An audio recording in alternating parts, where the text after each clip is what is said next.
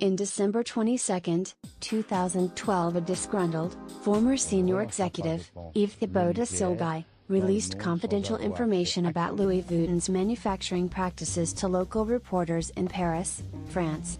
He disclosed that Louis Vuitton is producing the majority of their products, specifically leather goods, in their workshop in China and shipping them to France for final assembly to attach the Made in France label. While this practice is legal, customers began doubting the level of quality that they were receiving from Louis Vuitton. Angry customers took to social media to share their views, which quickly escalated into an anti-Louis Vuitton campaign. The campaign has begun to tarnish the overall perception of the Louis Vuitton brand, and has significantly impacted sales and stock prices.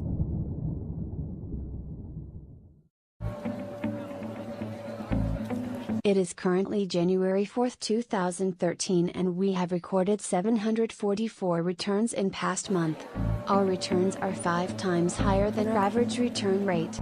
Store managers are uncertain how to handle with and are looking to headquarters to provide them answers. Our current stock price has dropped from $133 per share to $100 per share within the last 2 weeks. If stock prices continue to drop, we fear that stockholders will begin selling their stock. Our lack of communication has worsened matters. The anti-Louis Vuitton campaign on Facebook continues to escalate. There are currently 46,784 likes and more than 1,300,000 are talking about it, not to mention that the campaign has begun to spread to other social media platforms such as Twitter.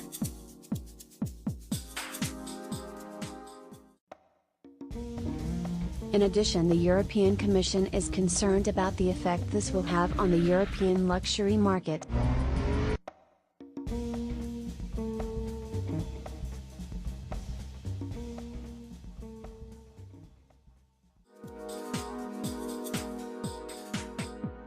If Louis Vuitton does not respond soon, there is fear that this incident will impact the sales of the Spring/Summer 2013 collection, while in turn ruin the household name of Louis Vuitton.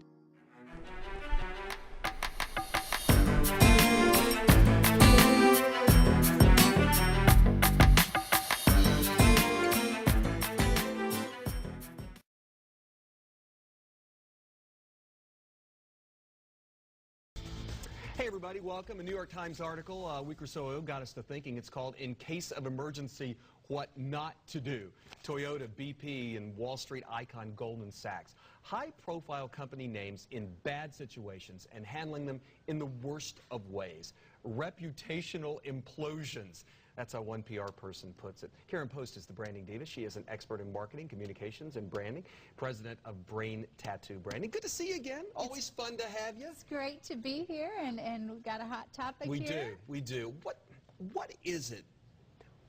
These are big companies. They've got big staffs. They've got big money. How did they handle this so badly?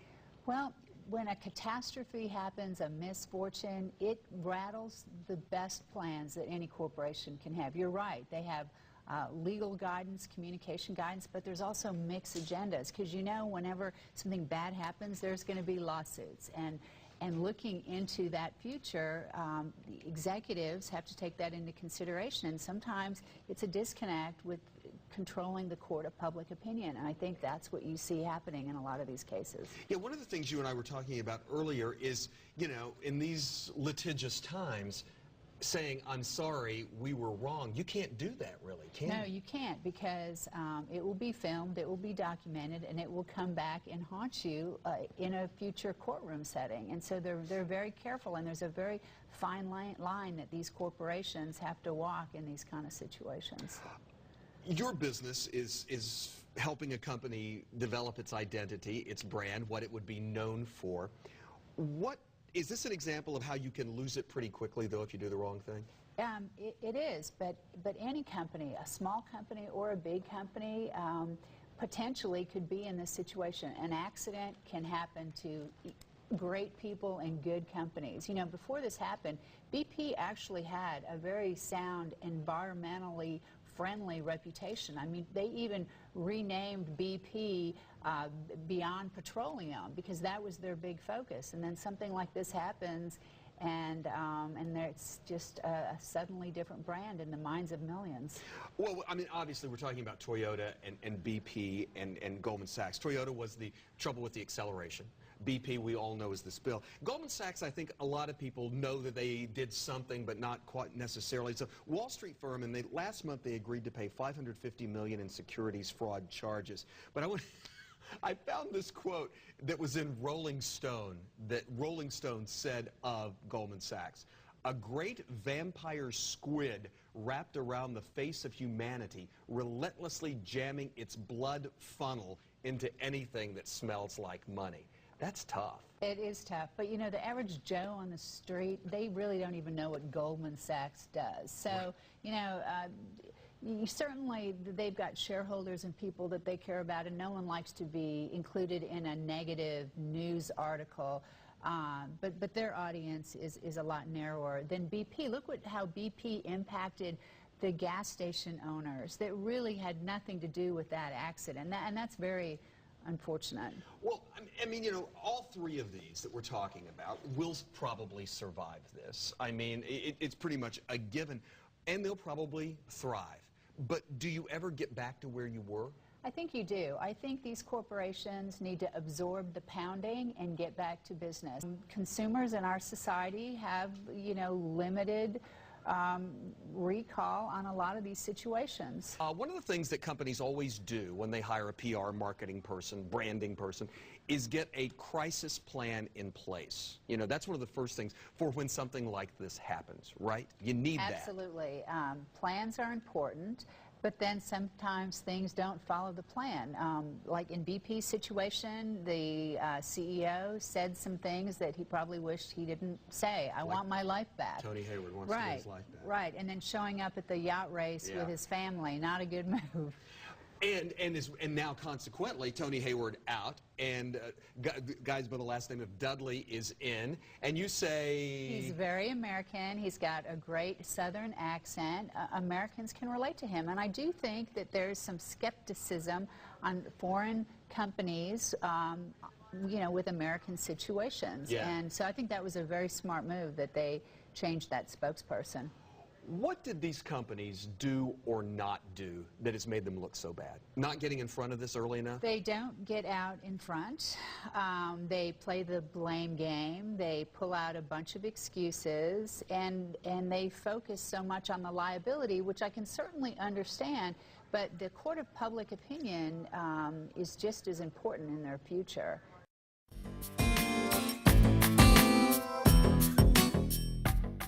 I care about my clients. You knew my name wasn't Quinn Perkins. How did you know? I do my homework. How did you know? I do my homework. That's not an answer. I don't have to answer to you. I have to produce for you. I don't do lost causes or tilted windmills. I don't perform miracles or the impossible. I make cold calculations about difficult situations, and I do not take on anything I know I won't win, and I will win this.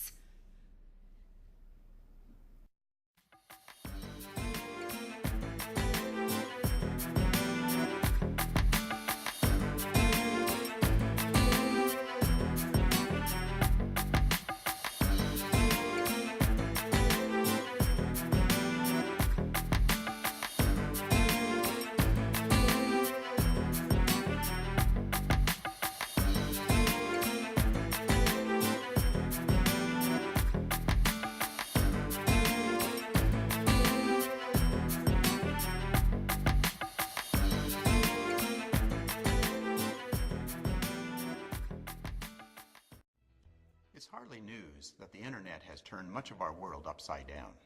It's as true for how we do crisis communication as how we book our travel. Social media in particular is creating new crises, new ways to respond, new channels to exploit. But while most everyone in public relations and crisis communications understands that these changes are big, I'd like to suggest that they are much bigger than most realize. In fact, crisis communications in the social media era is not even the same game as it was before. Let's look at how crisis communication used to be done in the old days, so to speak. An event occurs. We picture it as an explosion, because crises by nature tend to be sudden, explosive events with major consequences. When an event like this happens, the response team is activated. If you use the incident command system, the various sections are organized and the public information officer is identified and gets to work.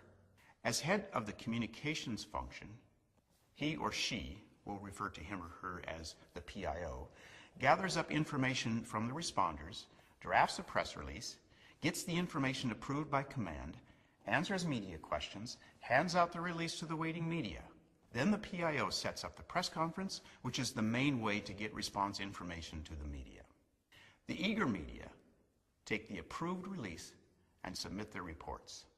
If it is big, it goes on breaking news with details to follow at 11. And that is how the public gets the news about the crisis, from event to response to PIO to media to the public. Now, maybe you are still thinking that way. When you think about social media, maybe you're thinking, well, it is one more channel, one more way to distribute press releases, one more way to reach the public. I'd like to try and change your thinking about that, because social media has changed the picture far more dramatically than that. Let's look at how the public is informed about an event today. The explosion happens. If it happens in view of almost any person with a cell phone, a camera, and an internet connection, the story is told immediately by people witnessing it and experiencing it. Look closely at this picture of the building in Austin, Texas, where a plane was intentionally crashed. You see bystanders, right? But what are they doing?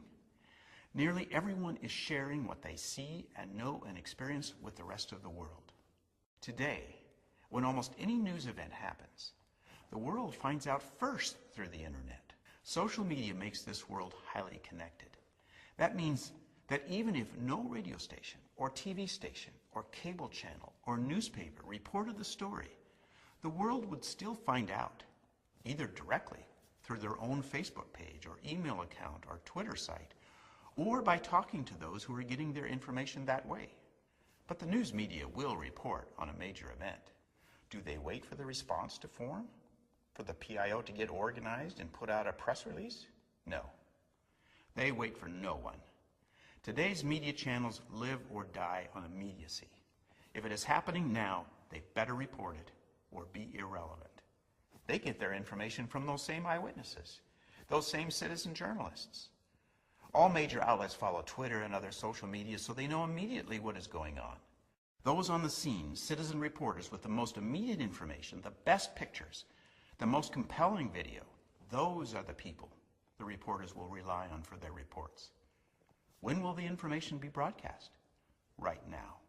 And all the time. If not with breaking news, then on the news website operated by every news organization, broadcast or print, large or small. You can see that rather than the linear, straight-ahead process of crisis and emergency communications that we saw in the before picture, now we have a lot of arrows going back and forth. The crowd gets the information from those in the crowd closest to the action. They share information with each other. The media gets information from that sharing, and then they amplify it to many millions who share what the media is providing with more comments and observations. In the meantime, the response has formed, and the PIO is trying to do his or her job. How is a PIO or crisis communication team supposed to operate in this new environment? 3 essential elements: speed, engagement, and rumor management. You already knew that social media was changing the rules of crisis communication. Maybe you saw it as one more important channel to include. I hope you now see it as much, much more than that. It is completely changing how the public is informed, how they form opinions, and ultimately it will determine whether or not you earn their trust. It's not just a rule change. It's a whole new game.